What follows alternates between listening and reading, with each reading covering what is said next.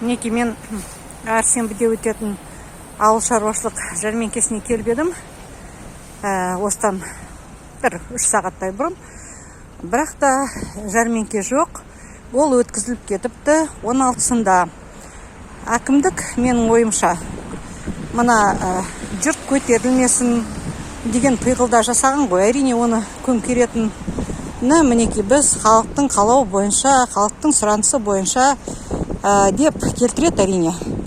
Егер сол тәуелсіздікті шынымен де тау еткен Сқақов және оның төңірегіндегі әкімдік қызметкерлері болса, олар жетім қыздың тойындай өткізбеуші еді. Яғни мінекей 1 айдай бұрын, 2 аптадай бұрын барлық мына үлкен кіші да барлық жерде жаңа жылдың атрибутикасы, жаңа жылдың әшекейі. Мен өзім Сұлпақ, сосын тағы да бір жерлерге басшыларына сұрақ қойғам. Банктардың неге сіздер тәуелсіздік мерекесінен бірінші мына нені тойлап отырсыздар деп. Айтырсын сөздің қысқасы, онда әкімдік атамекен арқылы өздері де бизнесті, өйткені субсидиялар қаншама бөлінеді. Олар айтушы еді, мінекей айналайындар, бізде ең бірінші тәуелсіздік мерекесі. Сондықтан тәуелсіздіктің нышандары болғандай, мінекей осындай сіздерден сондай өтініш қоямыз деп айтушы еді. Жоқ, әкімшілік соны істемеді. Сондықтан 16-сында менің ойым, ол тек қана нететін, алаңға шығатын, сондай билікке қарсы шығатын, енді қарсы шығатын нелер жеткілікті себептер, оны өздеріңіз содан халықтан қорқып, әйтеуір солай істеп отырғаны.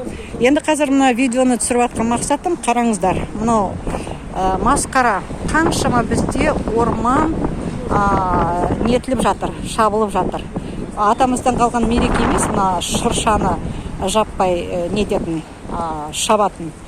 Мінекей сатып алып жатқандар енді бар, бірақ та өте көп емес. Сатып жатқандар өкінішке орай.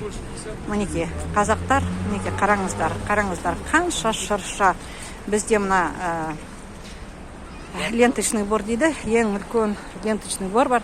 Соған қазақтардың енді сана сезімдеріне жетпейді. Мына ол тәуелсіздік деген сана сезімдеріне жоқ. Оларға тек қана ақша табу. Мінекей шыршаны өкінішке орай солай болып жатыр. Шыршалар мінекей қараңыздар. Қаншама шыршалар. Мінекей Керек өңірінде. Өтіп кетейінші, кешіңіз.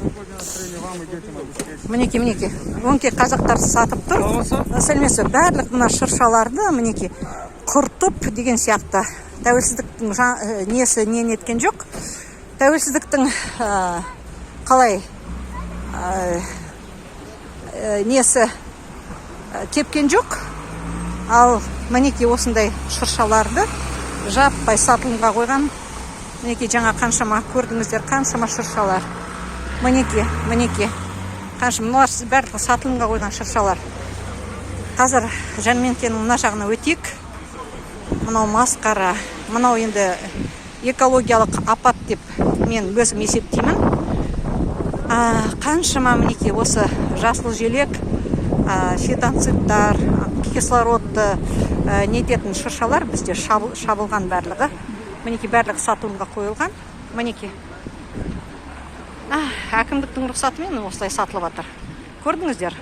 Тура орман шыршалар мында. Қараңыздар. Әйтеуір бірінің артында бірі қаншама мында санап шығудың өзі. Әйтеуір, мінекей көрдіңіздер. Барлық жерде осындай шыршалар сатылымда бізде. Осыншама орман бізде жойылған. Мінекей осыншама орман бізде жойылып жатыр. Мінекей. Қаншама жер, мен бір жарты шақырымдай өтетін, жарты шақырымдай осы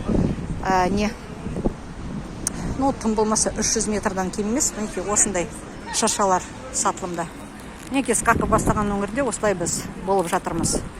Тәуелсіздіктің несі кеппеді, біз мінекей шыршаларды жаппай нетіп, әкемізден қалған мейрамдай жаңа жылды тойламақшымын. Жаппай шыршаларды шауып, табиғатқа нұқсан келтіріп, кім жауап береді осыған? Сқақов жауап беріңізші.